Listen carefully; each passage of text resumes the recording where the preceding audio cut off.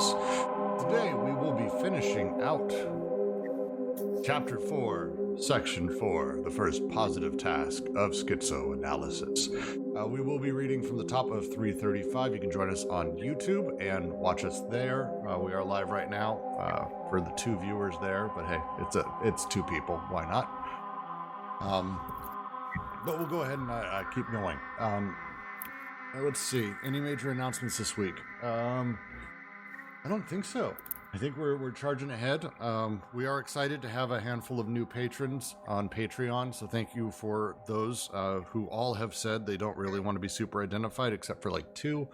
So I'm just going to say thank you. Because of you, we're going to be able to actually launch a little website with a little bit of a zine thing going on in the week or 2 coming up. So super, super fantastic. Thank you, guys. I don't have to dig into my drastically shrinking wallet to support the server anymore. It means the world. So thank you guys very much. I know we've got announcements in all of our other readings. Lou, do you want to start? Yes, I wanted to announce on the Foucault's group behalf that they start new stuff this week. In fact, later today, I think. They finished Madness and Civilization, and it's the perfect time to join them again. Also, the Baudrillard group started up again, so go check that out. And as always, we are continuing our journey into Bergson on Thursday. And the Bergson group is basically Deleuze. So it's really, really good readings for what we're talking about in here. We do reference it, so please do join that group or any of our others. I know Jack is in here, or Jack was in here, talking about our literature group. Was our lit group reading this week?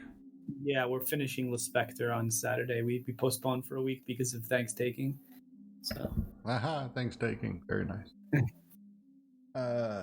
And I think that's it. Otherwise, please do join our Discord server. It's going all the time. We are always having some semblance of a chat, at least somewhere in the realm of what we're discussing today. But I will continue to read. We will dive forward at the top of 335.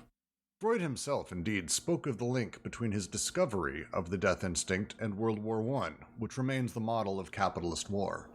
More generally, the death instinct celebrates the wedding of psychoanalysis and capitalism. Their engagement had been full of hesitation. What we have tried to show apropos of capitalism is how it inherited much from a transcendent death-carrying agency, despotic signifier, but also how it brought about this agency's effusion into the full immanence of its own system, the full body having become that of capital money. Suppresses the distinction between production and anti-production. Everywhere it mixes anti-production with the productive forces in the imminent reproduction of its own always widened limits, the axiomatic. The death enterprise is one of the principal and specific forms of the absorption of surplus value in capitalism. It is this itinerary that psychoanalysis rediscovers and retraces with the death instinct. The death instinct is now only pure silence in its transcendent distinction from life, but it effuses all the more, throughout all the immanent combinations it forms with the same life. Absorbed, diffuse, immanent, death is the condition formed by the signifier in capitalism, the empty locus that is everywhere displaced in order to block the schizophrenic escapes and place restraints on the flights. You joined early at all, or even moments before I started. You did get a chance to hear us go through this whole thing and have this discussion around death. And apparently my significant misunderstanding of this section. Holland goes into this in his setup. I would very much be open to someone else diving in and starting this conversation because I'm still halfway through what we were talking about. Because my challenge is that I haven't seen them make the leap that they're making in this paragraph and that Holland talks about in this section, where death moves from something that existed unique in the savage or despotic socius to something that is effused through every moment of our lives inside of capital. Now, I'm not saying I don't agree with that. It, again, intuitively makes sense to me.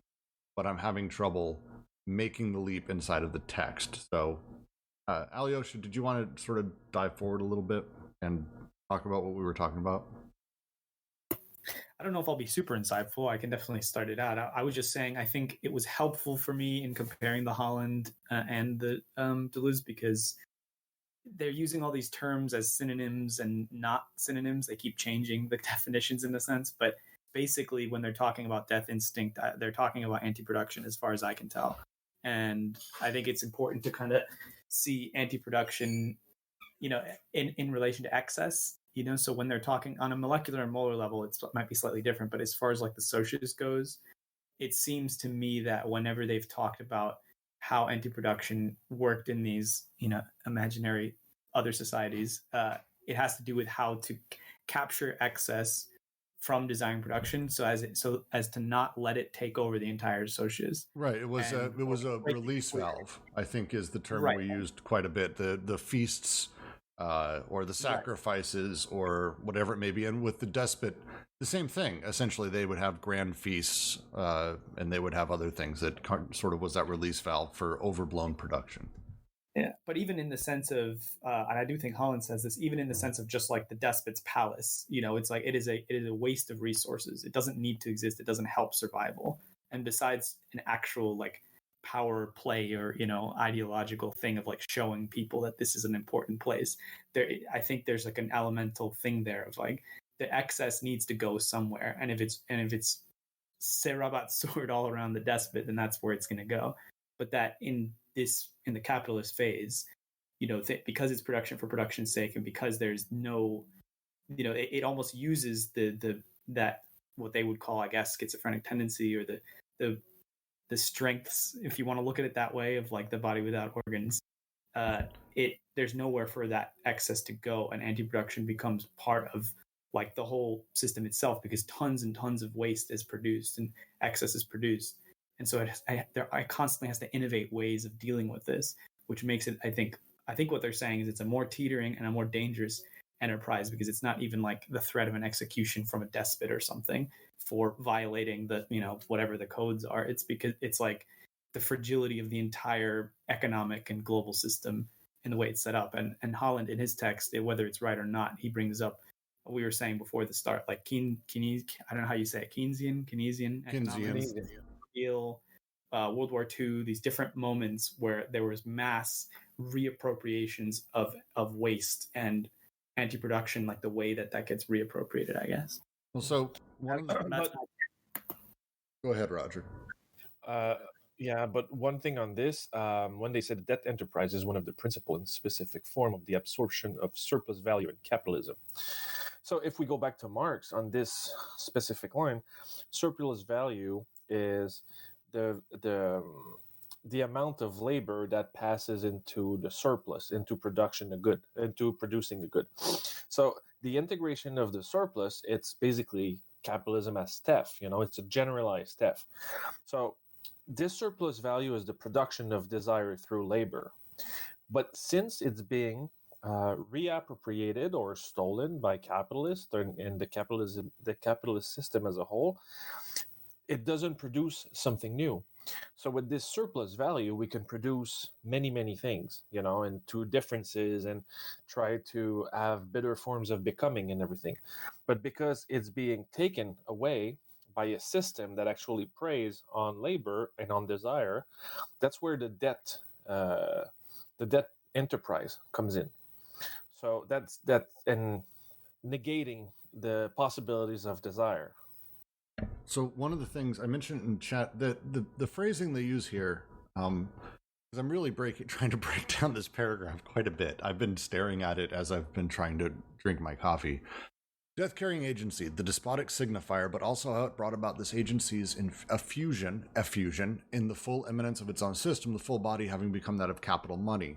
One of the things they do go on very long about is the written word and the concept of the despotic signifier, the orders from on high that have their own sort of penalty of death and threat underneath them that the written word has. That switch to being that of capital money also changes how that sort of, again, the written on high, do this or die, that carries over nicely into the concept of way wage slavery. I don't think I'm crazy for saying such things, but it feels like they're sort of pushing in that direction. I'm trying to find the direct lines between what Holland said and what is literally in the text, because Holland has this habit, I don't know if anyone else is frustrated by it except me, of making statements but not saying here is where these things come from in the text. And the statement feels like it matches overall, but it doesn't like say here's why. And that's more what I'm interested in. I think we'll also see in the coming paragraphs, so this is connected to the idea of the difference in nature versus the difference in regimes, because I think they'll talk a little bit about how, ironically, under these previous systems where there was like a valve to deal with anti-production and deal with that excess and the schizophrenizing tendency, it's ironically almost like closer to the actual functioning of like the BWO than in this modern system, which fully unleashes the codes, but then ends up in their, the paranoid sort of like deformed, artificial Oedipalized like moment. But I guess we'll come to that. No, I like that. The last thing is the last sentence they have here: absorbed, diffuse, imminent death is the condition formed by the signifier in capitalism, the empty locus that is everywhere displaced in order to block the schizophrenic escapes. I like the terminology they use there: absorbed, diffuse, and imminent death, as a sort of opposition towards the death they were talking about earlier in sections. So again, part of that sort of anti-production and production setup. And if you want to take this and talk about art, for example, art is the possibility of actualizing desire into different manners.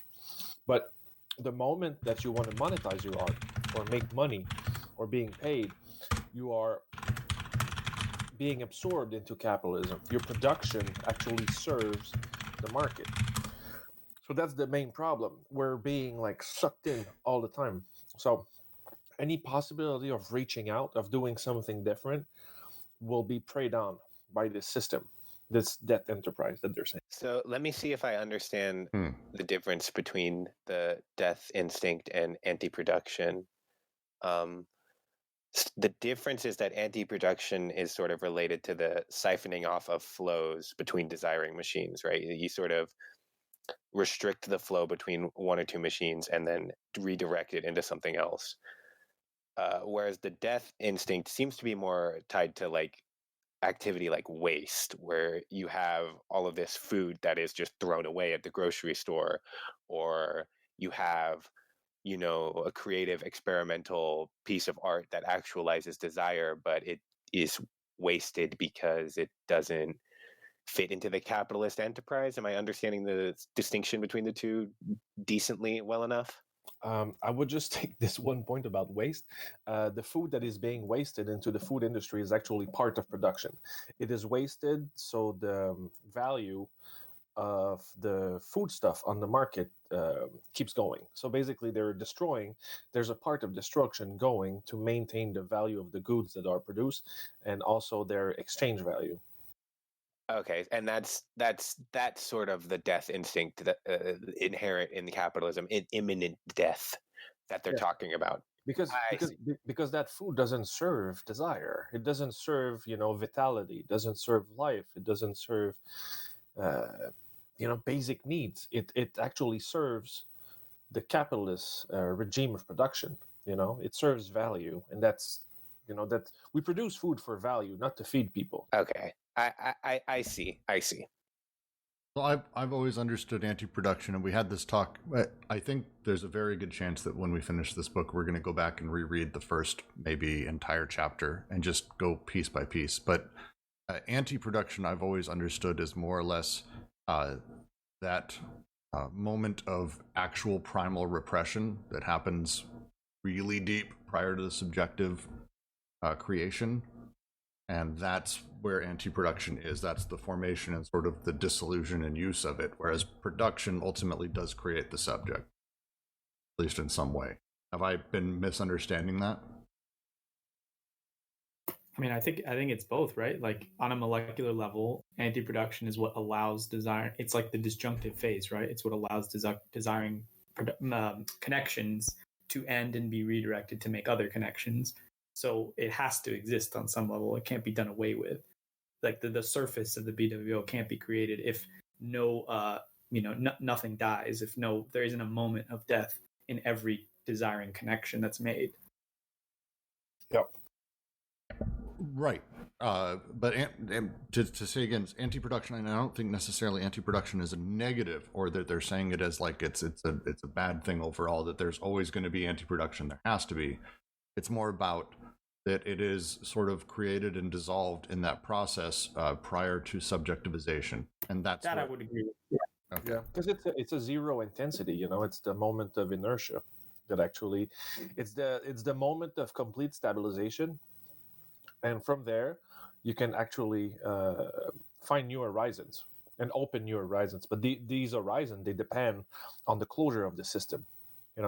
So it's always it sucks to use the term like dialectics for this, but you're always like going from like 0 to 100. So you keep passing from one intensity to another. So to actually be able to deploy force in the system, you need to deploy it on the intensity that is already there. So if the system is not, if it goes to 0, it allows force to come through. But if it's already full, you cannot stabilize it. All right. I do want to move on to the next paragraph.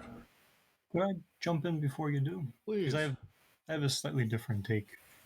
Hmm. So I think it helps to keep in mind that there's a contrast going on in this paragraph.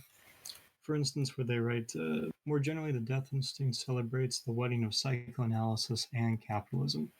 Their engagement has been full of hesitation.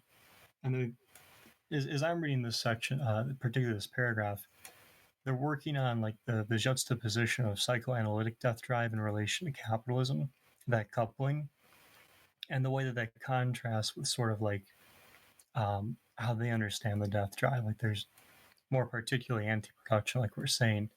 So there's almost a sort of interplay happening here, sort of like syllogistically versus paralogistically. And I think that's important because so they open up the paragraph with Freud himself indeed spoke of the link between his so-called discovery of the death instinct and World War I, which remains the model of capitalist war, which is kind of funny there. But I don't think this is simply about waste. I think what they're talking about here, especially with the death drive, is this kind of despot signifier, or to say it differently, like this privilege signifier around which everything is organized. I think what they're talking about is not so much waste per se, but production turned against itself. That is to say, like, well, why do we produce guns, right? It's in and of itself toward killing, right?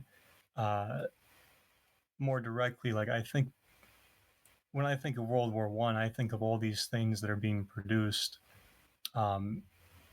around, basically, as they're saying right here, around the signifier of how to kill, how to bring things to an end, how to stop it.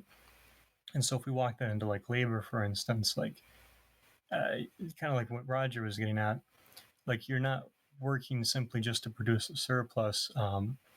Your labor is now more directly part of you breaking, part of the desiring machines breaking down on themselves. So there seems to be kind of a reversal happening here that I don't think is just about waste, but more about like this sort of like way that, and they even seem to suggest it when they say like everywhere emits is anti-production with the productive forces and the imminent reproduction of its own always widening limits. This seems to say to me that like the productive and the anti-productive are now like so closely coupled that they're constantly working back on each other instead of like a little bit more syllogistically, perhaps. So the production and anti-production working back on each other, that's a sort of schizoanalytic way of describing the processes of production as they exist in our material conditions in capitalism. Am I understanding you correctly? Because it seems to me that the whole bit about like the production of guns, production turning back on itself, that would seem to fit in with the example of like waste of food that I gave earlier, where production of bread is so high that it destroys itself as it's producing itself. I'm hesitant. I don't see anti-production as the same thing, I think, as you guys. And maybe this is we should have a large sort of 2-hour chat about what anti-production actually is. But to me, anti-production isn't some sort of literal opposition to production as things are produced.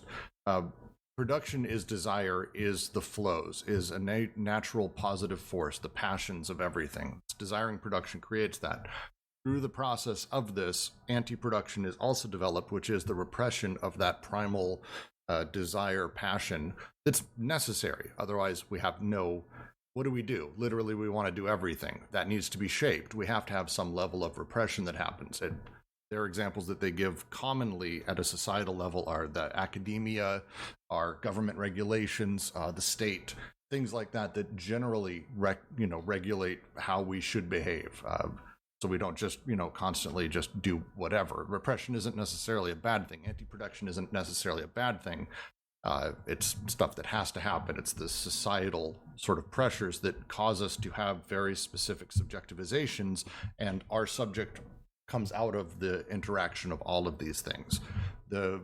What you're talking about is down the line of production, when we create bread, as we go through that process, there's a shit ton of waste, whether it's through shipping, whether it's through whatever, or we just make too much bread and we end up throwing a ton out. That's excess production. I don't know if I would say that's necessarily anti-production. But I think it's two things, Brooks, because it's sort of like I think you're right on a molecular level, but also they themselves bring up World War I here. So they're clearly also talking about the molar level. And I think it's both. Waste is like the basic level, but it's what Roger was saying about it. It's like literally people being paid to keep grain that's rotting in silos, because if we were to release it, then that would like mess up the value of corn and stuff like that. And I think you could even go further and point out like kind of what Roger was saying. You could even see it in a Marxian sense in alienation itself. Like in the supposedly free labor, the codes have been undone. You have this person who can freely associate with any company and work for whoever they want. Like even in an 8-hour workday, as it was eventually like codified, everyone who's worked knows that you don't actually like for every 1 hour of labor that you do, you often have like 3 hours of stuff that isn't labor. And that's not to say that you're lazy. I mean, in the sense that this whole massive teetering system to create the free associating flows of workers that can go anywhere they want and be exploited in all these millions of different subtle ways, it has to create it like literally, it's not even just the waste, it literally has to create, like if I have to go to an office and be there for 8 hours, even though I could do my job in 2, I literally have to not work as much as I work. And so it's like elementally in the system itself that the anti-production becomes part of everything that we do. That's kind of how I'm seeing that. And then, okay, so this dovetails with the whole psychoanalytic point that they make about lack that Roger put in the chat about where, like, we know, what is the quote from the book? Okay, it's from page 28.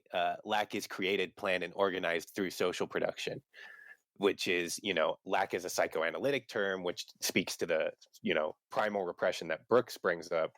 And it's, they're relating it to the sort of economic term like social production. But lack, so they're saying here, lack is created through social production. Social machines only exist at the molar level. So is this the thing where we're really talking about really two types of anti-production? One that is essentially lack at the molar level, but repression at the molecular. I think I'd be careful at like making it two different types, but right. No, it's uses regimes. Yeah, I'm not trying to fully territorialize them and separate them into different fenced off things, but more just generally, because as I'm seeing, because I've been control Fing my way through the PDF, and as I'm doing that, I'm seeing how they're talking about anti-production. They do seem to refer to lack, the spaces that capital needs to create for itself. The empty spaces is something that happens at the molar level. That's not a molecular thing. Whereas when they're talking about anti-production at the molecular, they're talking about straight up the repression we instill upon ourselves at the pre-subjective level. I mean, they're pretty clear. Yes, but and we can. That's what I wrote earlier about the different industries. Like, do you have an industry of social services, industry of physical health or mental health, we are creating, those industries are creating a certain void, saying, oh, we need to work to actually fill this void. So it passes production into filling this void instead of, actually helping people out. So it helps people out, but in a certain way that it creates a pattern, the same way that psychoanalysis works when it oedipalize you. It says, okay, we found your problem, now let's work on it. So capitalism problematize certain things by creating a void, creating a hole, and it gives you a shovel and it's like, okay, with your life you need to like fill that hole. So that's the whole process of capitalism. That's how it works into Deleuzian thought, because it becomes like a political. That's the last sentence of the paragraph. The empty locus that is everywhere displaced in order to block schizophrenic escapes. The thing that is always sitting there, that death drive, that lack. I think we should move on, but I was just going to say the only thing I don't think it's that lack is produced on the molar level and not on the molecular level. We're just talking about the BWO on both levels and how they look. Like, you can't not, even in their permanent revolution that they end up with after all this, there's not a BWO. It always happens. It's just how is it directed, so that the surface is still created, desire and production is still appropriated and in a way miraculated, and like lacks and vacuoles are made. It's just, can you counteract that process on a molecular level? Yes or no? That's the question. And on a molar level, this is kind of how it happens on a mass scale. But I don't think it's that lack only happens on a molar. Yes, I would agree with this, as a molecular level can actually reproduce the function of lack, saying that the molecular movements, they can move with this idea of lack, because they're being produced by the molar at the same time. So I think we should be careful into idealizing the molecular level. Because I think that's where what we're starting to do, as saying, oh, the molar is really bad, and the molecular is a good, pure thing. There's nothing pure. There's, it's just immanent forces acting and counteracting one another. That would be, I think, a larger discussion. I am going to continue to read that. The only modern myth is the myth of zombies, mortified schizos, good for work, brought back to reason. In this sense, the primitive and the barbarian, with their ways of coding death, are children in comparison to modern man and his axiomatic. So many unemployed are needed, so many deaths. The Algerian war doesn't kill more people than weekend automobile accidents, planned death in Bengal, etc. Let's break that apart at the end of this. Modern man raves to a far greater extent. His delirium is a switchboard with 13 telephones. He gives his orders to the world. He doesn't care for the ladies. He is brave, too. He is decorated like crazy. In man's game of chance, the death instinct, the silent instinct, is decidedly well placed, perhaps next to egoism. It takes the place of zero in roulette. The house always wins. So too does death. The law of large numbers works for death. It is now or never that we must take up a problem we had left hanging. Once it is said that capitalism works on the basis of decoded flows as such, how is it that it is infinitely further removed from desiring production than were the primitive or even the barbarian systems, which nonetheless code and overcode the flows? Once it is said that desiring production is itself a decoded and deterritorialized production, how do we explain that capitalism, with its axiomatic, its statistics, performs an infinitely vaster repression of this production than do the preceding regimes, which nonetheless did not lack the necessary repressive means? We have seen that the molar statistical aggregates of social production were in a variable relationship of affinity with the molecular formations of desiring production. What must be explained is that the capitalist aggregate is the least affinal. At the very moment it decodes and deterritorializes with all its might. So this goes back to the moment that I was just discussing prior, the intertwining, the constant intertwining between the molar and the molecular. They cannot be separated, and they're being produced at the same time, and they're part of this overall game at all times. I don't think I disagree with any of that. For me, the question is not whether or not the molar is something that's evil or we need to get rid of or any of that. Obviously, that's silly. How I'm looking at it, and I would say this actually talks a little bit towards this, is the idea that the molar seems to be creating repression for the molecular, which means that the molecular is in service of the molar, which feels like it ought to be the other way around.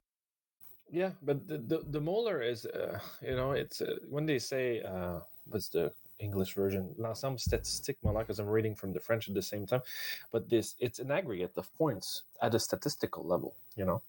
It's just that this aggregation of points creates a force of gravity that the molecular is being attracted to or being pushed towards. So the molecular is always, these electrons that are kind of free floating, going around this molar circle, but have at all moment a possibility of detaching themselves. But they don't necessarily detach themselves, and their force is being given by the molar aggregate at the same time. Sorry for the physics reference to this, but I think it's a good image to have in mind. No, I think that's actually really fitting because we'll see in the coming paragraph when they talk about difference in nature and regimes. Like, to me, I started thinking about particles and waves, which they themselves bring up in quantum mechanics. Like, a lot of this is, we have to always remember we're not necessarily talking about opposing things, but just there's like these limit points at which the one is the other, or is is starting to incarnate the other. I'll try and find some quotes, but I think that those examples are not irrelevant. So kudos. Yeah, and that's the thing, in gravity, there's positive and negative energy, and there's inertia. I don't remember all those terms because I'm in the social sciences and I don't remember most of them. But the force of attraction and they all work together. There's no like bad force and good force. It's not because it's negative that it's a bad force. It's just like the play of forces within a system. So then I'll ask. They open this paragraph with, actually, I think if I want to call back to, I think it was Muskie who made the comment of there's always homeless needed for people to have homes. This sort of weird discourse that capitalism has. It feels like it opens up there. So many unemployed are needed, so many deaths. Our Algerian war doesn't kill more people than weekend automobile accident. Land death in Bengal. The second to last one there struck me as we were reading it as something I've heard people I know say about, for example, COVID. The way that people code death and how they treat it and they talk about it, is that essentially what we're talking about in this opening here? Because they kind of ramble for that parentheses, and I understand. Yeah, I think you have an interesting point there because, like, in World Wars, we had the mega death, right, which was like a way of quantifying death so as to like, I think it's like, was it 1,000 deaths or something, or probably 1 million now that I think about it. And the idea is, well, okay, so like now we have a new unit, right? So many people are dying. We need like a larger unit so we don't have to keep dealing with this. It's the same thing as like on a financial statement where you see like 5 and then in parentheses referring to 5 million. Mm-hmm. It's the same basic ploy. So like with COVID or like unemployment, I think you're right, because we've reached a point with COVID where, and I think you're seeing this in states where like, like Michigan or Washington, where so many things are open right now, but so many things are forced to close. Like the way things are being dealt with in terms of the ratio, to be sort of like utilitarian about it, that interplay, like there is a balancing act that has to happen, right? And so, and it talks so many deaths. Yeah, well, this opening is really interesting phrasing. This whole paragraph is really excellent at, I think, making a handful of points. The opening one for me that they're going into is basically, of course, death was coded in primitive and barbarian times, but that was child's play in comparison to the axiomatics that we have in capital, where we say things like, no, we just need that many unemployed. It's necessary, which you will hear actively said on Fox Business. The Iraq war isn't killing a ton of people. We've lost less soldiers there per day than any war in history. Technically true. The axiomatic the way that we talk about death inside of all of this. And that second thing, the second quote, which someone would look up footnote 35 for me, please.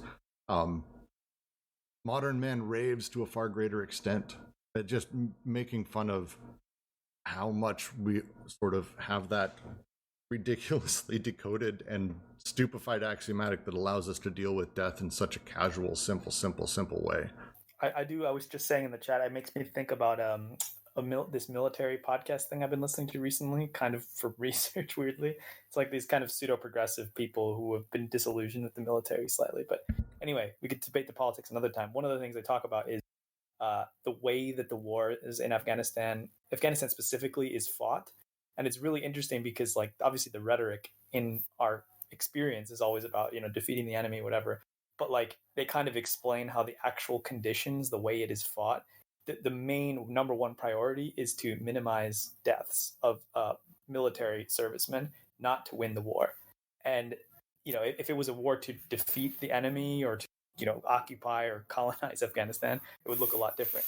And I don't think that's opposed. I think that actually works with what they're saying here, because it's sort of like, it seems like they're evoking this idea of like the mass, the whole body without organs, like the mass Excel spreadsheet that is capital in the world system. There's like little adjustments, it's death is this, it's almost like the Adorno thing about Auschwitz. Like it's this number, you just kind of move things around here and there. Oh, 6 million people over here in the trains, and then we just adjust this over here. It's like, it becomes almost this banal thing, despite the horrificness of it. Yes, well, and I kind of like how the paragraph ended. What must be explained is the capitalist aggregate in the Elise to phenol. At the very moment it decodes and deterritorializes with all its might. In the discussion of the molar aggregates and their relationship with desiring production, feels like they almost wrote that saying, Brooks, stop fucking around. Don't just listen to Roger. We're getting there. Fuck you, Brooks. I just was reading that like, fuck, of course, it's on the next page. They just tell me to shut up. Because they're just out. Sometimes their paragraph in writing is so good. This is now. Any last comments on this? The axiomatic is actually really simple, Angus. It may take a little bit more discussion, but the idea of an axiomatic is the things we tell ourselves are just reality of life. Capitalism has axiomatics all the time. And you may not have them. You have a bunch. You don't know it. But you've for sure seen them in conservative media, which is the easiest place in the world. Watch Newsmax for an hour, and you will see people literally say, the economy and engine needs people to go back to work. Even if they die, that's the price we pay. That axiomatic, for example, all the way down to the very simple one, which is, well, it's, if you don't have a productive job, you deserve to die in the street. Which is an insane thing to say, but that is actually something people believe. These are axiomatics at a basic level throughout capital. Yeah, and if I want to give an example of COVID, I'm in the process of writing an article right now on the politics of triage, the protocol of triage. The triage is something that we do in the hospitals all the time. It's like evaluating people as they come in, and giving them the correct treatment or the correct allocating the correct resources. But in COVID, triage changes a little bit because it's crisis triage. And crisis triage is to say, okay, we're going to choose the people that we're going to give services to. So there's a whole process of exclusion and death creating into the process of triage, because we're planning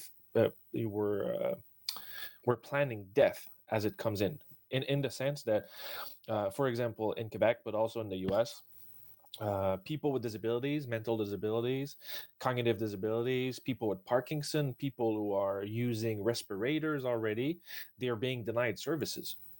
And that created a huge thing in the US in May, I think.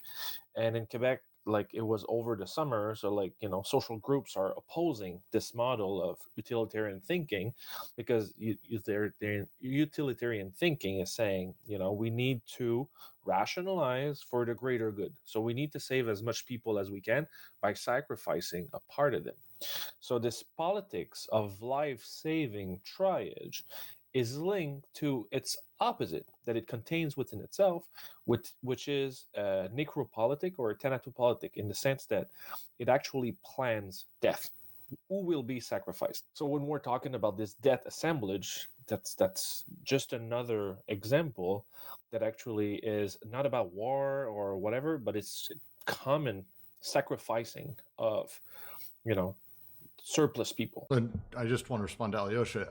I agree generally that the axiomatics are beyond verbal. They're not just things we literally say out loud.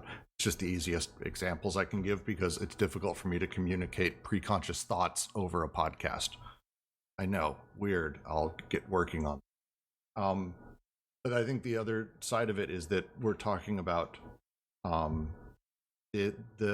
the underlying repressions that and again, this is what anti-production ultimately is. Anti-production, in my mind, stems from axiomatics that we've integrated at a pre-subjective level. Oedipus, for example, is one of those. It's the axiomatic of where my desires come from, how they're intended to be shaped. It's done pre-subjective level that represses my desiring machine as thought.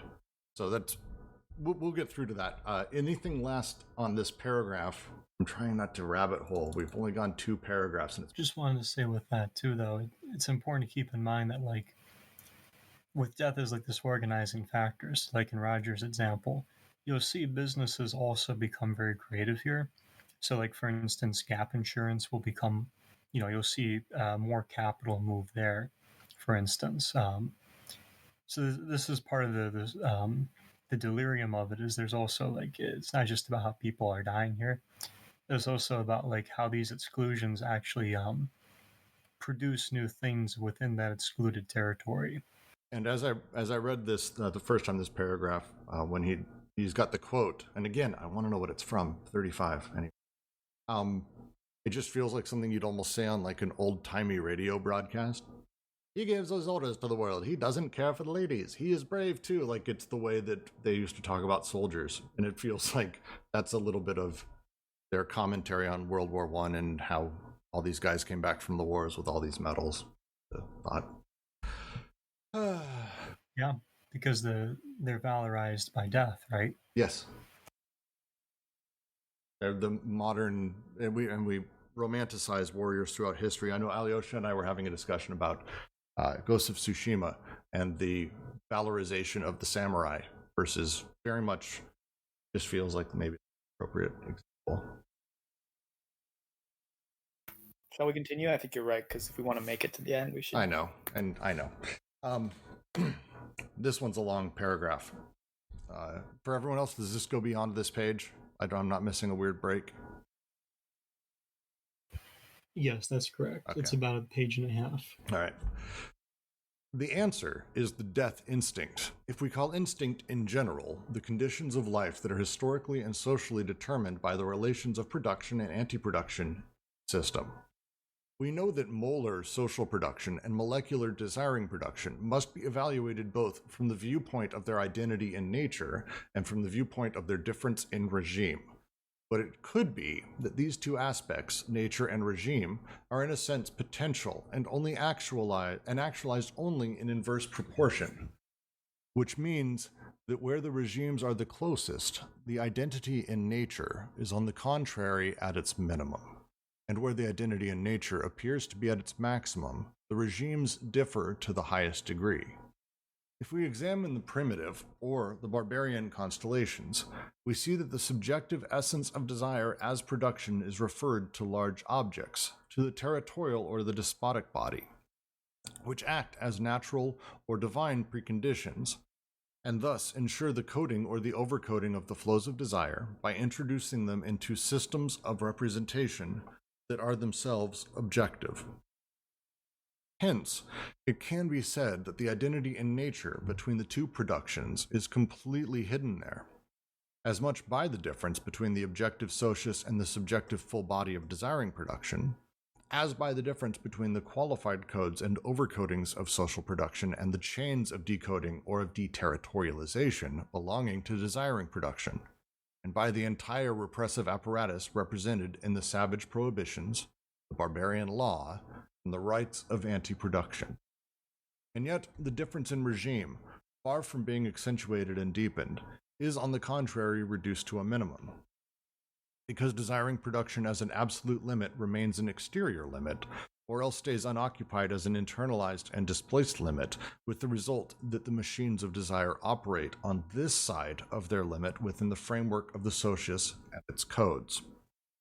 That is why the primitive codes and even the despotic overcodings testify to a polyvocity that functionally draws them nearer to a chain of decoding of desire. The parts of the desiring machine function in the very workings of the social machine. The flows of desire enter and exit through the codes that continue, however, to inform the model and experience of death that are elaborated in the unity of the socio-desiring apparatus. And it is even less a question of the death instinct to the extent that the model and the experience are better coded in a circuit that never stops grafting the desiring machines onto the social machines and implanting the social machine in the desiring machines. Death comes all the more from without, as it is coded from within. This is especially true of the system of cruelty, where death is inscribed in the primitive mechanism of surplus value, as well as in the movement of the finite blocks of debt. But even in the system of despotic terror, where debt becomes infinite and where death experiences an elevation that tends to make of it a latent instinct, there nonetheless subsists a model in the overcoding law and an experience for the overcoded subjects, at the same time as anti-production remains separate as the share owing to the overlord. Yikes. There's a few things in there. It's a little bit of a wordy paragraph. To me, there is actually a good amount of, I don't want to say clarity because I have questions, but the writing is significantly more clear and feels ordered in this paragraph. So I actually think going through it in order might do us a good service. There is only one point. Shut up, Rod. There is one in the multiple. We are a multiplicity of points inside of a paragraph. Jackass. Yeah, no, I think there is ultimately one point, but I think their way of getting there is really interesting because they do outright say, we know molar production and molecular desiring production must be evaluated from the viewpoint of their identity and nature and from their viewpoint in the difference of regime. Ultimately, they come back around to saying that they're all part of one single code and one single chain, and ultimately that can be traced back. And this is where my questions start, because I'm thinking through it. I was just going to say, I really like this thing that I keep citing about the where the regimes are the closest, the identity and nature is on the contrary at its minimum, and where the identity and nature appears to be at its maximum, the regimes differ to the highest degree. Sort of the way I was thinking about this was, if you think about even what they're talking about, labor and libido, and the desire and labor value, like the way that in the regime of how these things are perceived in our world, they are seen as completely different and having nothing to do with each other. And psychoanalysis would have it that, the one is primary and the other is tangential at best, whereas their identity and nature is they're almost the same thing, essentially, is what the whole book is about. And then with the other example, I thought about something like even gender might be a good example. I'm just throwing that out there, but of like where the regimes and our regime of society, of how things are sort of hegemonically perceived, you're like, oh yeah, man, woman, there you go, makes sense. Two different genders, or here's two women, they're the same. It's the same thing. And whereas if you look at like the way D&G and even others have expanded on their discussion of the n plus infinity genders, it's like, well, these things have actually a completely different reality in nature, so-called, but appear to have a commonality in this perceptive regime. So yeah, I think this is a really helpful way of thinking about maybe Oedipalized representation versus what D&G are trying to do. Yeah, I think this example of the spectrum of gender is really good in the sense that gender, you, me, or whatever else into this group, we're kind of all the same, in nature, our biological functioning and stuff. It's there's not much differences, but the way we code and decode things, we are creating those differences into a regimen of signs and a regimen of a semiotic regimen, and by placing gender, for example, into a binary, like a clear-cut binary of male and women, we are, deciphering the bodies and codifying the bodies into those binaries. Gender critical studies and the new social movements are making gender a spectrum, and then the body is not locked but can actually move from one point to the other into that system, but the body always remains the same. So, and that's the thing, like the more the closest the things are in nature, the more clear cut they're going to be established within a model or a form of understanding into a regimen. I'm wondering if we can kind of clarify the causal, like, so they make this assertion at the beginning of the paragraph that, well, maybe the reason that capitalism is so cruel at repressing desiring production is that, as the desiring production, or as, what do they say? From a molecular and from a social viewpoint, as they become more similar in nature, right? As the identity between these two things becomes closer, the regime becomes like more disparate. Do they explain like why that happens, and if so, can we make it clearer? Can you just restate that, Muskie? Sorry. Yeah, no worries. I'm just wondering, what's the reason that as molecular desiring production and social production appear to look more similar to one another, that the regime, the difference of power between them becomes greater? I think you might have said it, because the way I saw it was like, the more, when you're talking about the way they look, that's already on the regime. So if they're starting to look according to this like fake maxim that they're creating, the more that they look like one another, the less they'll be identical in their actual nature as things, I guess. Or maybe I'm misunderstanding. I just mean that, like, let me get the quote. Yeah. But it could be that these two aspects, nature and regime, are in a sense potential and are actualized only in inverse proportion, which means that where the regimes are the closest, the identity in nature is on the contrary at its minimum, and where the identity in nature appears to be at its maximum, the regimes differ to the highest degree. So they like posit that at the beginning of the paragraph, and then it seems like the rest of the paragraph is just them going through and reasserting that by looking at the, what they call the primitive codes and the despotic codes. But I'm wondering if they explain, why that should be the case, if that makes sense. I don't know if I have a full answer for you, but I do think where it would be is in the second half of this paragraph when they're explaining why it is that the so-called primitive and despotic socializes, I don't know how you pluralize that, how they ironically would be more similar to the like so-called like in natural functioning, or the actual like process of decoding, even though they had a fixed way of sort of like re-territorializing and dealing with that like schizophrenizing tendencies. Because I think they're saying where the difference in regime, far from being accentuated and deep, and is reached a minimum because desire production as an absolute limit remains an exterior limit, or stays unoccupied as an internalized and displaced limit. Like from there on, maybe we can look at that section, because it seems like that's where they're spelling it out. Yeah, I agree. I think it is there in the second part of the paragraph, but I'm having a hard time understanding what they mean. Well, so I'll take a stab, because how I read this is that they're talking about desiring production, which is the occurrence of the, let's say, individual, the subject, whatever you want to call it. It's me. I'm desiring production, or the thing has an absolute limit to that subject. They always do, wherever they happen to be within it. As with social desiring machine, the social machines, which are the larger sort of molar representation, it's always a perceived limit. With desiring machines, it's actually always an absolute limit, because that exists like essentially for me as a subject. Because they've talked about this before more than a few times. Maybe my mic doesn't work, or it was so insanely stupid. I heard you. I was just trying to understand it, and I was looking back at the paragraph and thinking about it. Yeah, I'm saying we're just thinking. The result that the machines of desire operate on this side of their limit within the framework of the socius and its codes, always on the side, essentially, of the subject as the subject moves around, or the schizo or the nomadic, whatever, around on the body without organs. As we move, that's the BWO has some sort of perceived non-absolute limit, whereas I actually have an absolute limit.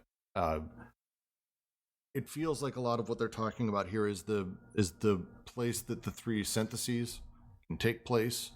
How they take in, how they have those sort of edges and they deal with. If we think about me and my tendrils of desiring machines that are always out there looking for connections, trying to find connections, they don't go on infinitely. They have an absolute limit that is the outside of sort of my subjectivity. At some point, they connect in via the molecular chain to the larger social machines. The larger social machines are also connecting to other desiring machine subjects, or empty subjects possible in all of those, as they say. It could be empty as well. But it's all these desiring machines are sort of interconnected with the social machines. That's the sort of limit that they're talking about, is how I've sort of seen it. Okay, that makes sense.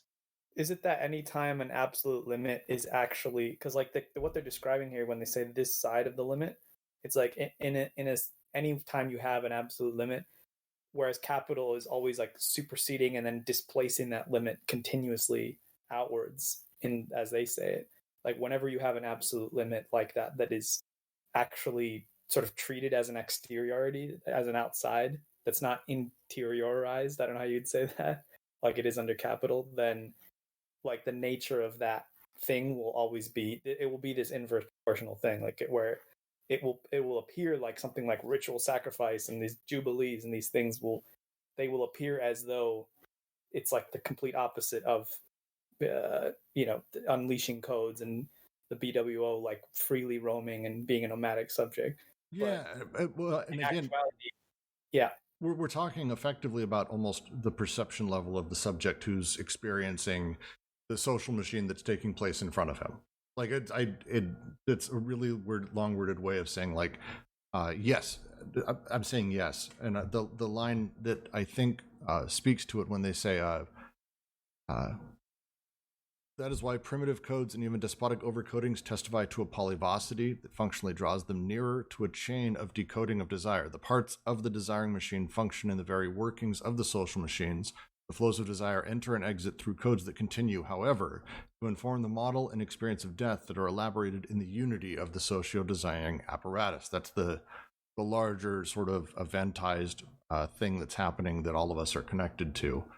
And it is even less a question of the death instinct to the extent that the model and the experience are better coded in a circuit that never stops grafting the desiring machines onto the social machine and implanting the social machine inside the desiring machines. That thing that they've been going over and over, these molar ideas, these molar investments that ultimately control us from within the desiring machines, sort of usurp and come on us from above. And it feels like that's what they're saying towards the end of this paragraph, that actually these social machines implant that essence of the death drive back within the desiring machine, sort of come up from underneath. And death comes all the more from without as it is coded from within. This is especially true of systems of cruelty, where death is inscribed in the primitive mechanisms of surplus value, as well as in the movement of the finite blocks of death. Finite blocks of debt. Well, actually, you know what? Death would work there. That was a wonderful Freudian slip that actually, yes, misusing and abusing flows in us. The thing I like at the ending, because it comes back to the thing I think I was asking Alyosha before we started, how does death work through the previous socii, but even in the system of despotic terror, where debt becomes infinite, and where death experiences an elevation that tends to make of it a latent instinct, there nonetheless subsists a model in the overcoding law. An experience for the overcoded subjects, at the same time as an anti-production, remains separate as the share owing to the overlord, the larger socius. Separate. The way I formulated it in my head, I don't know thing, but it helped me is just restating it differently, that whenever there's an absolute limit that is treated actually as an exteriority, there appears to be this massive gap in terms of the regime of perception of what's happening. But in reality, in D&G's kind of arguments and framework, it is a more correct use of the flows and the synthesis in terms of the natural, like the Bergsonian sense, if you're following the natural articulations, the way the flows should and want to go, in a sense, even though I know that's anthropomorphic. Whereas in Capital, like, it always, wherever the absolute limit is constantly displaced and becomes like an interiority in the way it does under like an Oedipalized subject, then the regimes appear to be identical, in fact, because you think my desire is the society's desire. This is normal. This is what everyone wants. I want to work. I should work myself to death. All the axioms that we've been talking about. Whereas in reality, that difference in nature couldn't be wider. That's how I'm thinking of it. Mm-hmm. And this exterior limit, when we were talking earlier about the molar as an aggregation of points, if the points, they start moving towards this exterior limit, the molar aggregation of point is moving as well. So when it comes down to social movements, for example, contesting this exterior limit and going over the threshold, by pushing this way, society follows, and it needs to reproduce itself there. So by moving the points towards the limit exterior or the exterior limit, it actually transforms society from inside. So the molar is following, the molecular movement at the same time. So there's never going to be an absolute limit, because there's always going to be something to reconfigure, to reproduce or produce something new, and there's always possibilities. So there's always an horizon, we're never going to hit the wall. And even if we hit the wall, there's going to be an horizon arising. Anyway, and society will need to encompass or reintegrate these movements so it can actually continue to reproduce. Okay, I think I'm getting the gist of what's going on here. Maybe we want to move on to the next paragraph, because it seems like they're going to describe capitalism in that one. That's fair. I'll do just that. Things are very different in capitalism. Oh, see, look, they are about to describe capitalism. Precisely because the flows of capital are decoded and deterritorialized flows. Precisely because the subjective essence of production is revealed in capitalism. Precisely because the limit becomes internal to capitalism, which continually reproduces it and also continually occupies it as an internalized and displaced limit. Precisely for these reasons, the identity in nature must appear for itself between social production and desiring production. But in its turn, this identity in nature, far from favoring an affinity in regime between the two modes of production, increases the difference in regime in a catastrophic fashion, and assembles an apparatus of repression, the mere idea of which neither savagery nor barbarism could provide us. This is because, on the basis of a general collapse of the large objectivities, the decoded and deterritorialized flows of capitalism are not recaptured or co-opted, but directly apprehended in a codeless axiomatic that consigns them to the universe of subjective representation. Now this universe has, as its function, the splitting of the subjective essence, the identity in nature, into two functions, that of abstract labor alienated in private property that reproduces the ever wider interior limits, and that of abstract desire alienated in the privatized family that displaces the ever narrower internalized limits. The double alienation, labor desire, is constantly increasing and deepening the difference in regime at the heart of the identity in nature. At the same time that death is decoded, it loses its relationship with a model and an experience, and becomes an instinct, that is, it effuses in the immanent system where each act of production is inextricably linked to the process of anti-production as capital.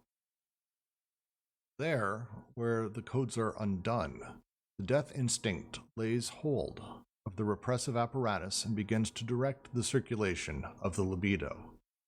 A mortuary axiomatic. One might then believe in liberated desires, but ones that, like cadavers, feed on images. Death is not desired, but what is desired is dead, already dead. Images. Everything labors in death. Everything wishes for death. In truth, capitalism has nothing to co-opt, or rather, its powers of co-option coexist more often than not with what is to be co-opted and even anticipated. How many revolutionary groups, as such, are already in place for a co-option that will be carried out only in the future and form an apparatus for the absorption of a surplus value not even produced yet, which gives them precisely an apparent revolutionary position? In a world such as this, there is no living desire that could not of itself cause the system to explode, or that would not make the system dissolve at one end, where everything would end up following behind and being swallowed up. A question of regime. This is so great. It's a phenomenal altogether, really well spells out, answers actually a lot of the stuff we were discussing earlier, but I think it only be fair that we actually go through it. All right. That opening, precisely because the flows of capital, precisely. And it ends with the identity, precisely for these reasons, identity and nature must appear for itself between social production and desiring production. Their reference here is to the creation of the subject. Yes, within capitalism. Within capital, correct. Yes, no, they're being very particular.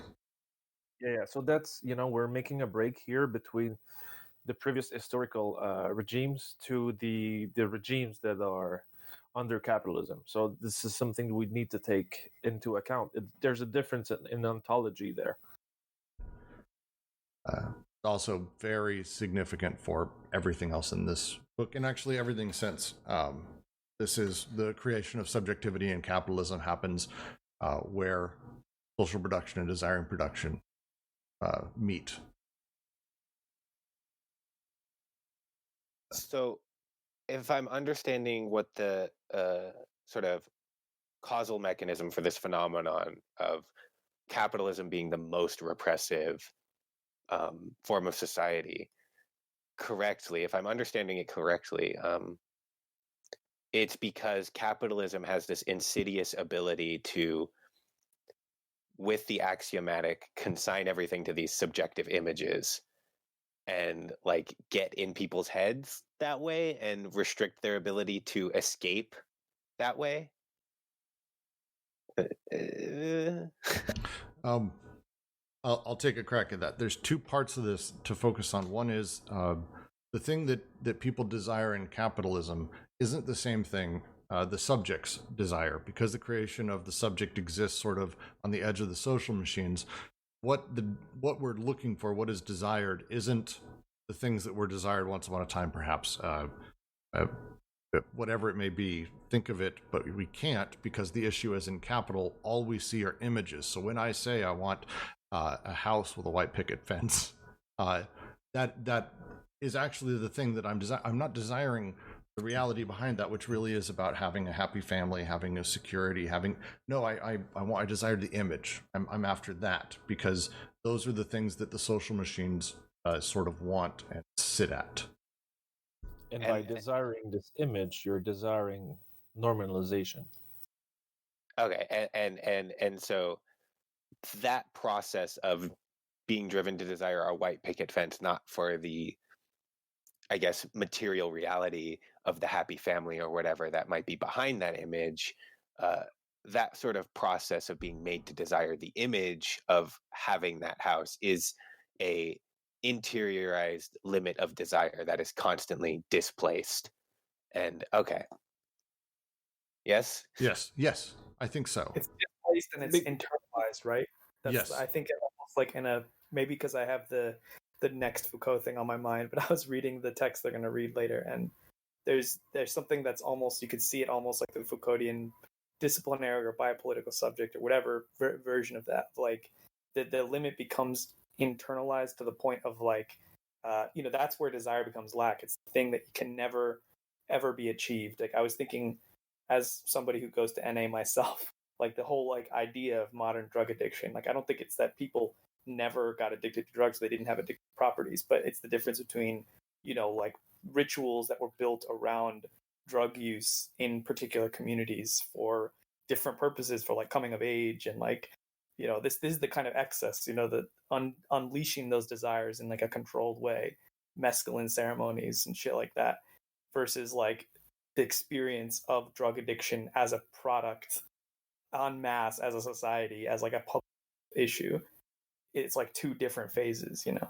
I do want to say one of the questions I have is one specific thing Muskie said is I want to sort of I don't know take issue with, but the strength of capitalism. It feels like they're saying almost the opposite here, and I know this is probably semantics, but a lot of this, as they've been talking about, is essentially about how we're in this exceptionally fragile system, and the internalization is that awareness of how fragile it is and how, if at any time we didn't integrate these images or these things, everything would slowly begin eating and dissolving into the sentence ends, this paragraph. In a world such as this, there is no living desire that could not of itself cause the system to explode, or that would not make the system dissolve at one end where everything would end up following behind. Why we need the dead desires images. Why that's all we can have. Living desires, which in the Deleuzian sense tend to be that of subjects that are becoming, and the wasp is an example. We have to have dead images, not becomings, static, dead, fragile sort of husks of what things are, or it all collapses.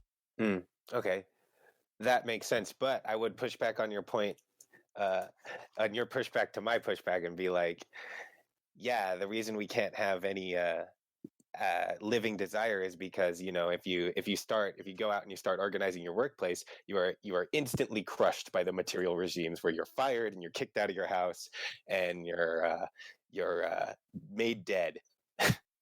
Or at the same time, when they say that the revolutionary force are already on the ground, is the contestation of the workplace without contesting the machine that actually produces desire within the workplace will just reproduce the workplace into a new way. You know, we can make the workplace more inclusive, but it's still alienation. You know, it doesn't change much. And I think that within capitalism, and that's what, you know, we want the creatives, you know, we want people to challenge stuff because we want, you know, capitalism to evolve and adapt as much as we can, you know. So it integrates this negative energy within itself, you know. Any contestation or refusal is being rechanneled through the system. The example I've been using lately to talk about this, and it's a lot, but there's Steve Jobs and Steve Wozniak. Wozniak, I've met him a couple times. He is literally who everyone says he is. He's the guy who actually created Apple computers, like built it. But he built it in this weird, anarchistic, not giving a shit, not wanting to care about making money, change the world. And Steve Jobs, say Robert Surdham, that's exactly it. It's 100% it. He figured out, oh, I can do this. I can turn this into a way of doing things in capital that actually this would be dangerous if it wasn't part of capital, kind of. So it's a really interesting sort of process that they see. Any other questions on this paragraph? But I think, you know, just to show them when they say the mortuary axiomatic, I don't know what it is in English, but my French version is that is the molar and the molecular respond to the axiom. You know, later on in other books they will talk about the diagram. So the diagram gives the function to the parts. And I think that's important. That's something really important to understand in Deleuze and Guattari stuff. If you want to make applications, because it's never the parts that are having their own essences. Their functions are given by the axiom, and that's the way that the thought system of Deleuze and Guattari is functioning. Ghostbird in the chat actually has a good question of disillusion that is being talked about here happening outside of capitalism, outside of the despotic, inside of. Okay, just for this, I think it's important. I'm gonna read it and reply to it. Do we have any example of this dissolution occurring outside of capitalism? I'm kind of imagining how invasive species destroy ecosystems, but having a hard time seeing a more human example. Let's take this example of destroying an ecosystem. An ecosystem is primarily a system of relations. It's not something that is stable, it's not something that is permanent, and clearly not eternal. So an invasive species comes in, deterritorializes the relations within that system and reorganizes them. There is destruction, but it's not the destruction of an essence. It's the destruction of the organization of the flux or the connections. So I think that's a good example to actually challenge our mind into thinking in connections instead of, like permanent structures that are being destroyed and reorganized. The structure is something that is symbolic that we put on top. It never really exists in reality, and the semiotics that we are using are leading us into reproducing this idea of the structure coming before the parts. And I also think that they discuss early on if we want to use the word dissolution here, and I don't want to say that it's directly linked to the changing of the socius, but they've used that same evocative language with the switch from primitive with the written word and how that undid all of the things that came before, and then with capital as they changed the written word into they've talked about the same thing, this dissolution, this switch to disorder and slow evolution into other thing. They have talked about it in terms of the switching of the sociuses.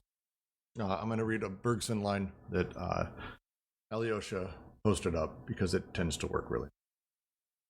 Disorder is simply the order we are not looking for. You cannot suppress one order, even by thought, without causing another to spring up. There is no finality or will. It is because there is mechanism. If the mechanism gives way, so much the gain for will, caprice, finality. But when you expect one of these two orders and you find the other, you say there is disorder. Formulating what is in terms of what might or ought or should be and objectifying your regret. And Bosker, that's the idea, is if we actually had a living desire that wasn't based purely in image, the system would begin to unravel for us. Very, very, very drastically.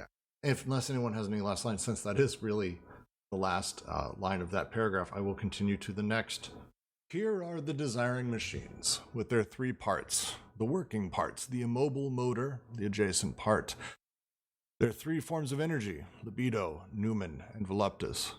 And their three syntheses, connective syntheses of partial objects and flows, the disjunctive syntheses of singularities and chains, and the conjunctive syntheses of intensities and becomings.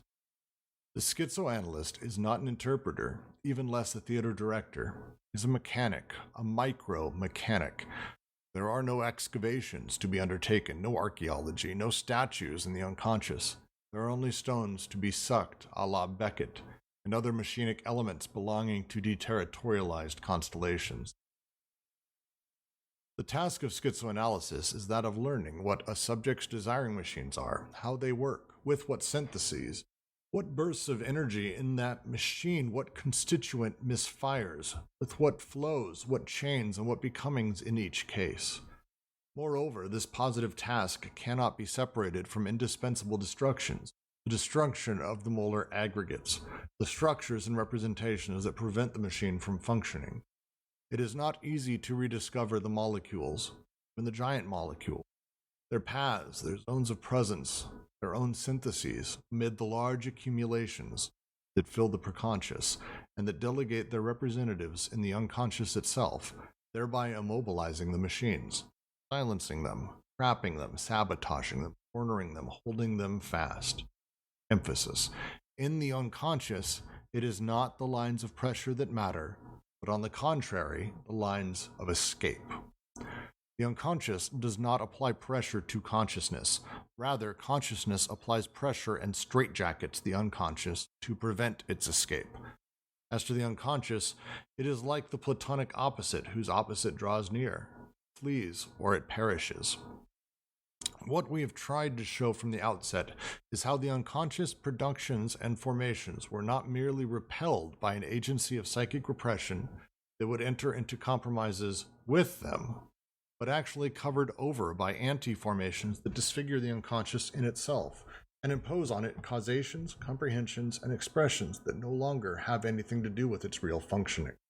Thus, all the statues, the Oedipal images, the phantasmal misas in scene, the symbolic of castration, the effusion of the death instinct, the perverse reterritorializations, so that one can never, as in an interpretation, read the repressed through and in the repression, since the latter is constantly inducing a false image of the thing it represses.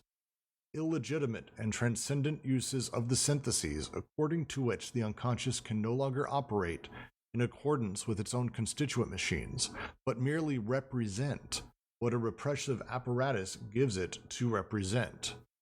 It is the very form of interpretation that shows itself to be incapable of attaining the unconscious, since it gives rise to the inevitable illusions, including the structure and the signifier, by means of which the conscious makes of the unconscious an image consonant with its wishes.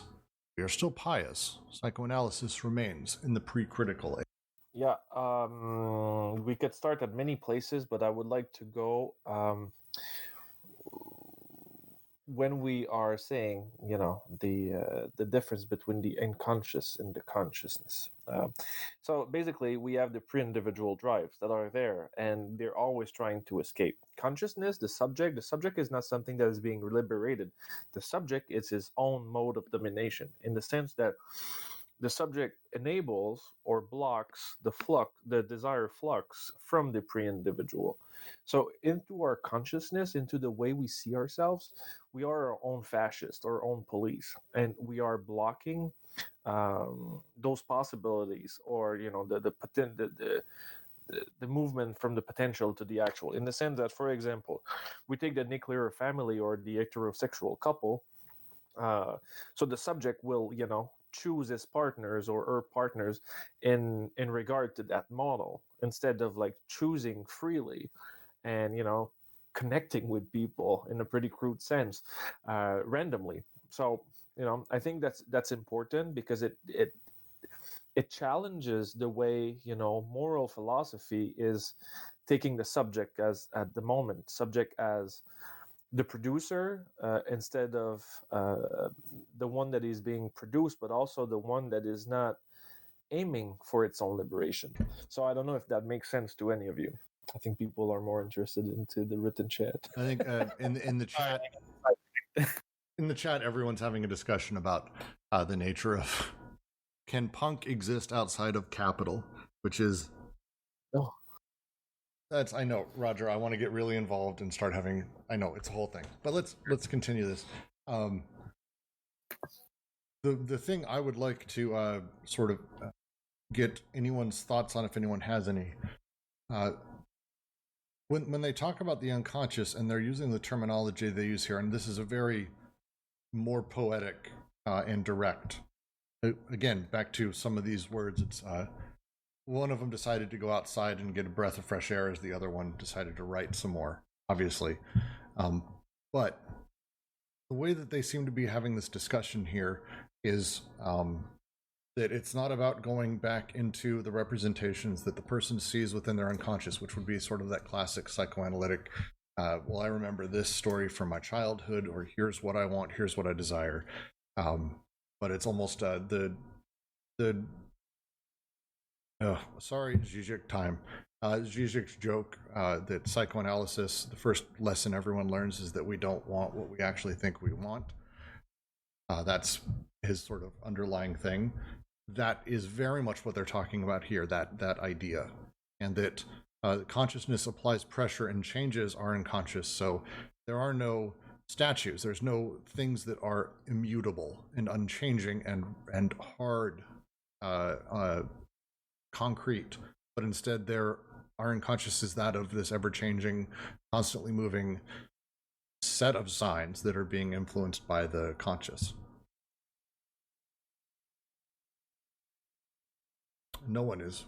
Everyone is having this discussion in the chat. I'm going to move and have does anyone have a comment or anything on the actual reading? I was just going to say this bit about, like you're saying, about the conscious and unconscious seems to me to go back to this whole section is a great summary of like the whole book basically, and this thing about trying to move away from the unconscious as something that believes things and desires things. It's the unconscious happens, and it's the consciousness itself, or conscious experience, which retroactively goes back and applies pressure onto it. I really like that. It's just another way of restating their kind of overall point. And I'm actually going to go ahead and finish the last paragraph because it does add to that finality of this, and I think we can have a larger discussion about a few things. So to finish reading. Doubtless these illusions would not take hold if they did not benefit from a coincidence and a support in the unconscious itself that ensures the hold. We have seen what this support was: primal repression, as exerted by the body without organs at the moment of repulsion at the heart of molecular desiring production. Without this primal repression's psychic repression, in the proper sense of the word, could not be delegated in the unconscious by the molar forces, and thus crush desiring production. Repression, properly speaking, profits from an occasion without which it could not interfere in the machinery of desire. In contrast to psychoanalysis, which itself falls into the trap while causing the unconscious to fall into its trap, schizoanalysis follows the lines of escape and the machinic indices all the way to the desiring machines. If the essential aspect of the destructive task is to undo the Oedipal trap of repression, properly speaking, and all of its dependencies, each time in a way adapted to the case in question, the essential aspect of the first positive task is to ensure the machinic conversion of primal repression, thereto in an adaptive, variable manner, is to say, undoing the blockage or the coincidence on which the repression, properly speaking, relies, transforming the apparent opposition of repulsion, the body without organs, machines, partial objects, into a condition of real functioning, ensuring the functioning in the forms of attraction and production of intensities, thereafter integrating the failures in the attractive functioning, as well as enveloping the 0 degree in the intensities produced, and thereby causing the desiring machines to start up again. Such is the delicate and focal point that fills the function of transference in schizoanalysis, dispersing, schizophrenizing, reverse transference of psychoanalysis. Ooh. And that is the end of the section. We made it. We didn't block. So the last paragraph, I think, goes into, as they've been trying to do, here is actually how far you have to go and how you have to break it down in order to actually discuss where a person's really coming from. What are their desiring machines? What are their actual repressions that are happening, rather than the things that they're able to tell you, because again, the images that they've got are these statues that don't actually look. Just have the conversation. No, it keeps going. Have the Jack conversation. just stirred the pot, Jack just stirred the pot. He stirred the pot, but it's a thing that matters to this, because this is about things in this very section. Would you not disagree? Yeah. Yeah. So I don't know if you want me to talk about it though, because it might just derail us again. I think we're fairly derailed. Yeah. No, we're just debating. We're just talking about whether these kinds of different movements and things can have a truly revolutionary potential or not. We're just having that debate about whether things are overdetermined or not. I don't want to speak for Jack because I don't think he's on voice chat, and I feel like I'd be. But that's let's just go from there. If we want to talk about the political economy of it all, in the whole Marxist understanding, we needed to change. It's the same thing as psychoanalysis. And psychoanalysis, that's why Marxism and psychoanalysis kind of worked together at one point, was to actually undo within the symbolic realm some of those connections. But because of May 68 and where Deleuze and Guattari were, it's not about, de-Oedipalizing the subject, but it's actually like taking the subject out of the clinic and saying, you'll give up fucking alcohol by taking up running. We will, your productive or positive impulses, instead of being reformatted into this addiction, will get you in connecting to something else. So, we'll show you art, we'll show you like physical exercises, yoga, I don't know what else, but it's about rechanging the real relationships and the real habitus of a person instead of just playing at the level of categories. I also was going to say, just noting on that primal repression at the beginning of the paragraph, that seems to link up with the earlier point, Brooks, that you were making. And to me, that's kind of thinking of our discussion about anti-production and the death drive and all that stuff. This seems to me to be the full circle of that thing of none of these molar sort of processes would be possible if there wasn't an elemental, molecular form of, in this case, they're calling it repression, or that anti-productive thrust. None of this would be possible if it wasn't there in our experience already. It can't be implanted into our experience externally. It's why it's a misappropriation of the syntheses rather than a whole new set of syntheses that come in and somehow supplant our existing ones. Well, let's take a little bit here. I'm going to dive in for a second and ask about this sort of last little bit. This last paragraph, as they start talking again, we have seen that this support was primal repression as exerted by the body without organs at the moment of repulsion at the heart of molecular desiring production. My question, without this primal repression's psychic repression in the proper sense of the word could not be delegated in the unconscious by molar forces and thus crush desiring production. So, to say another way, the primal repressions that sort of exist are put in place by the molar investments, the molar forces that sort of reorder things in the unconscious, in the desiring machines, in order for that desiring machine to stay connected to the social machine that has been developed? I don't think they're saying they put them in place, because I think they're saying if they didn't exist, then molar investments, the molar repression, if you want to call it that, couldn't do what it does if there wasn't something already about the unconscious that does these things. One of the other useful things that Holland says in his bit about schizoanalysis and Freud and schizoanalysis and Lacan, it's 2 short sections in his book on this book. He's there's a few terms that D&G try to rescue from psychoanalysis and a few that they try to throw away. One that they're clearly trying to throw away is Oedipus, even though they describe it as a real phenomenon in a sense. One that they do use, though, is primal repression. And I think it, insofar as the unconscious and desiring production on an elemental, molecular level does precede everything else, I don't think it's that molar investments place that primal repression there.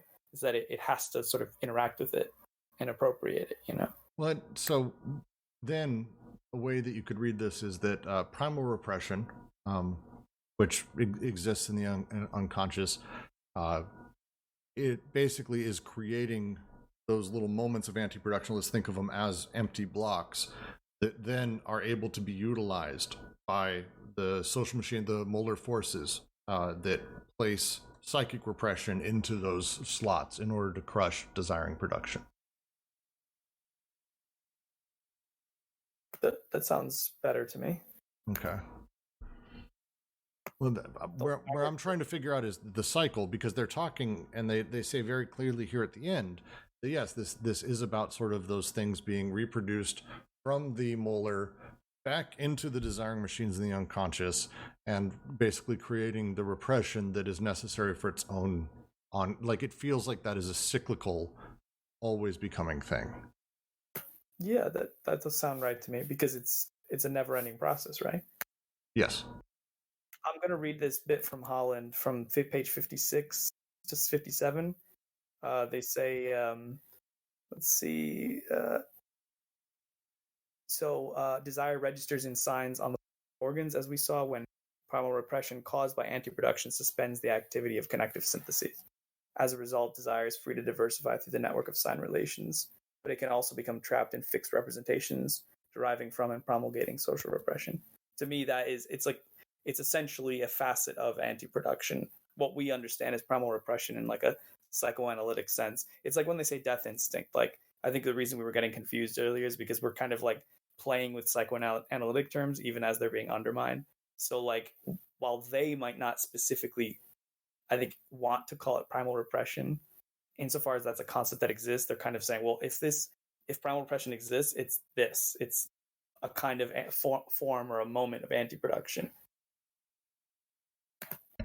So to read another section from Holland, the therapeutic side of schizoanalysis then combines positive and negative tasks, corresponding roughly to the moments of decoding and recoding in society at large. On the one hand, to subvert molar investments and free subjects from the paranoid and or pious beliefs that keep them subjugated to the alienations of private property imposed by capitalist recoding. On the other hand, to discover and develop molecular investments that express and promote free-form schizophrenia of desiring production released by market decoding. The aim, in short, is to release molecular desire from the constraints of molar representation. Page 99. Dead in the middle, right before revolutionary transformation. Have it up in the YouTube if you want to check it out there. There it is. Now it's finally up. It's that last bit that I really, really like, because again, when we start talking about how repression is created, how the molar representations create the repression inside of the unconscious by basically sort of recreating that sort of pre-subject primal repression, that cycle starting. I think I agree with you 99%. I would just say, I don't know if I misheard you, but I would say getting rid of primal repression, because anti-production on that level is still going to happen. It's about it getting primal repression becoming linked up to molar representation, in a sense. What did you think I said? I don't know if it's my connection, because it's been dropping a lot. So there's a lot of words that I don't hear when you speak. Sorry. Oh no, it's that sounded close to what I was trying to say. So I thought you had said something about like getting rid of or moving beyond primal repression. That's why I said that. No, I don't. Repression is necessary, and I don't think there's a way. They don't speak ever about eliminating repression and living in a schizophrenic life.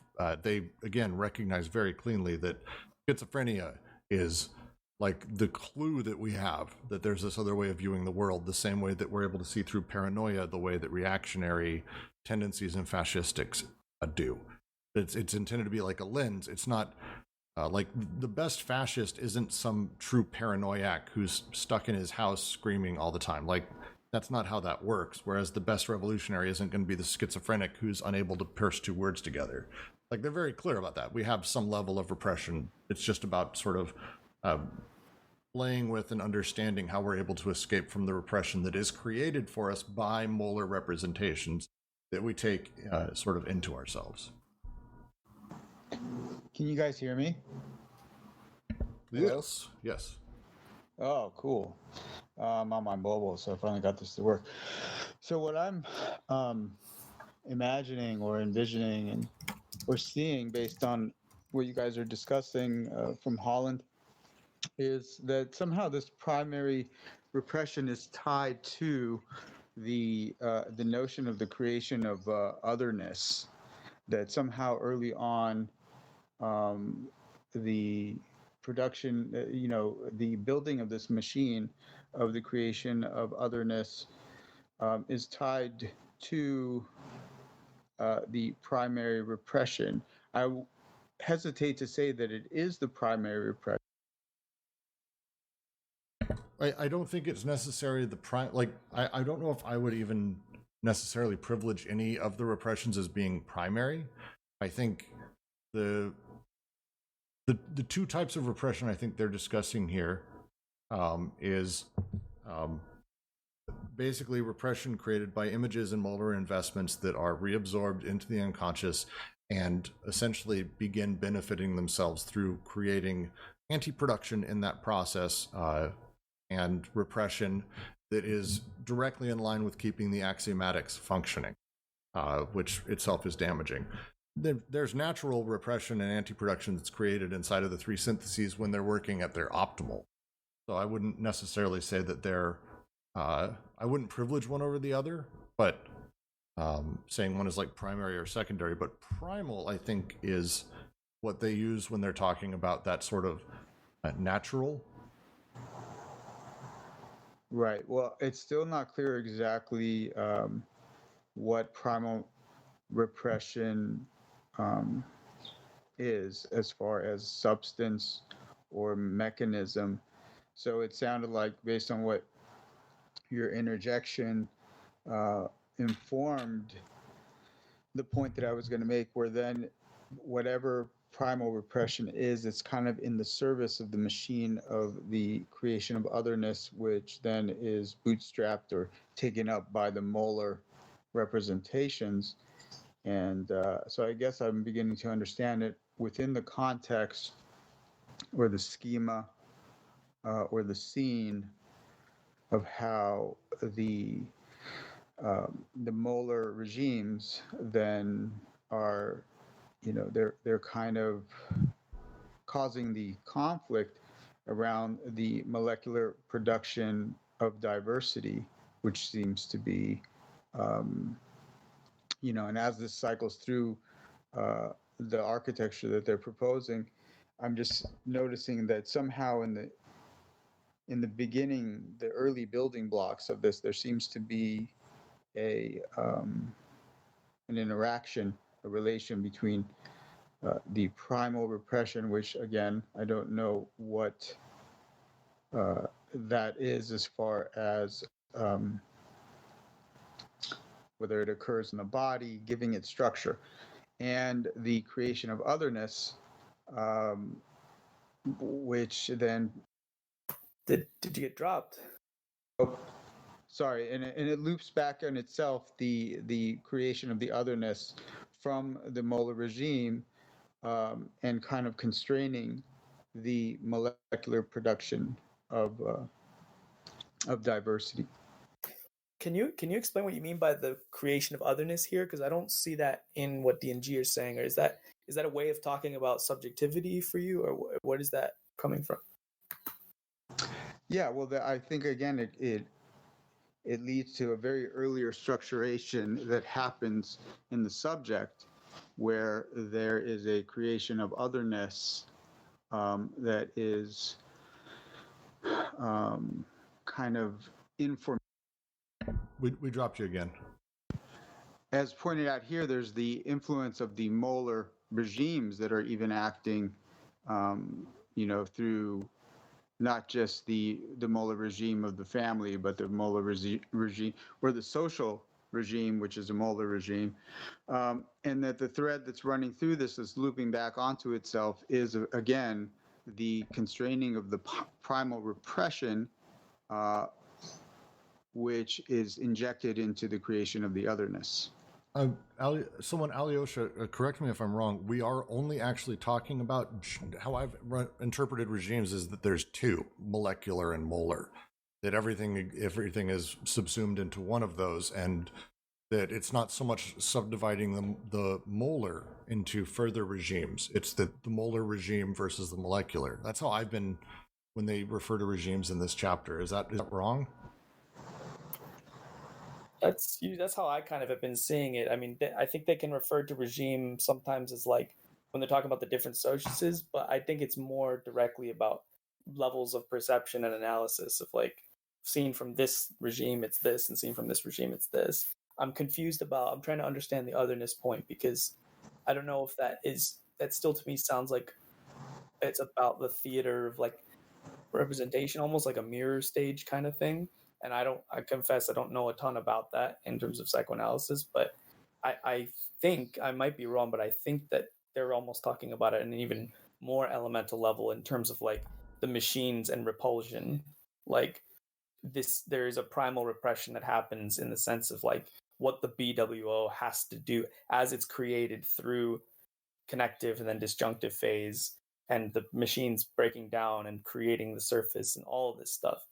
The BWO does this kind of an initial kind of repression that is what is able to end up creating what we later think of as the subject and as an adjacent part, all that other stuff.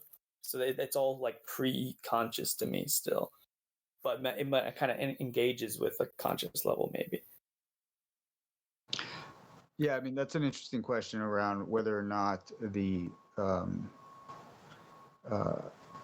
creation of otherness as something that occurs in subjectivity, how it relates to the BWO, and again, because I find that I'm claiming that it might be something that's involved in the creation of the of the unconscious machine at early stages. I'll admit I don't really know enough to be able to answer that super succinctly, Augman. Sorry.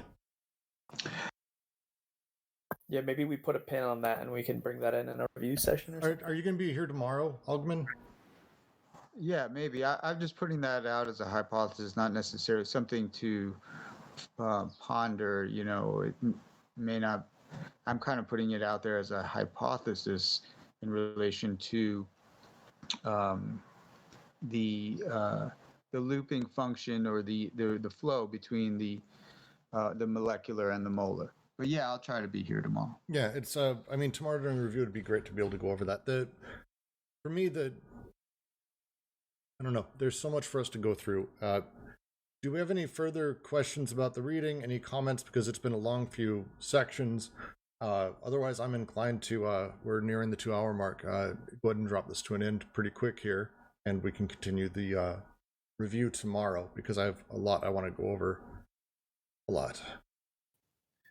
Maybe just finish something about the primal repression. Primal repression is a form of recording into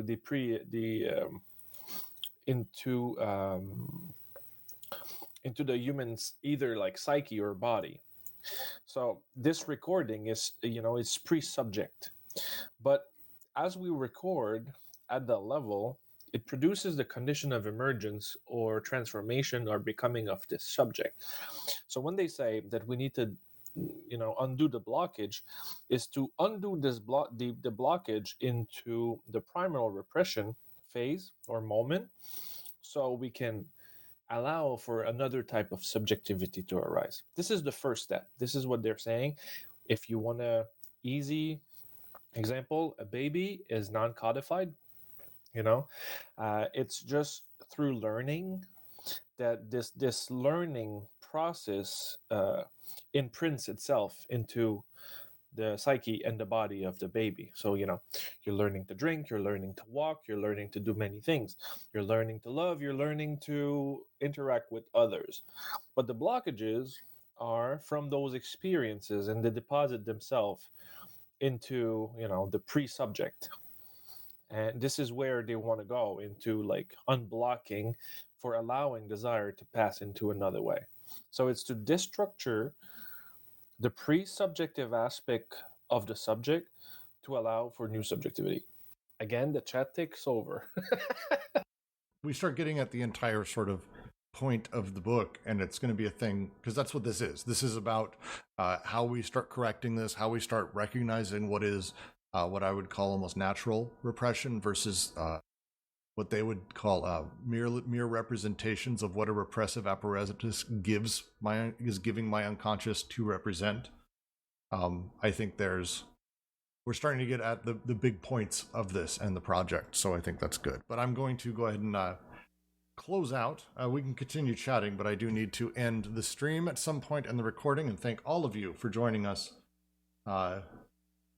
What the fuck, Roger? Am I just looking at in the chat? You guys have a wonderful time, and thank you for joining us. We look forward to the review tomorrow.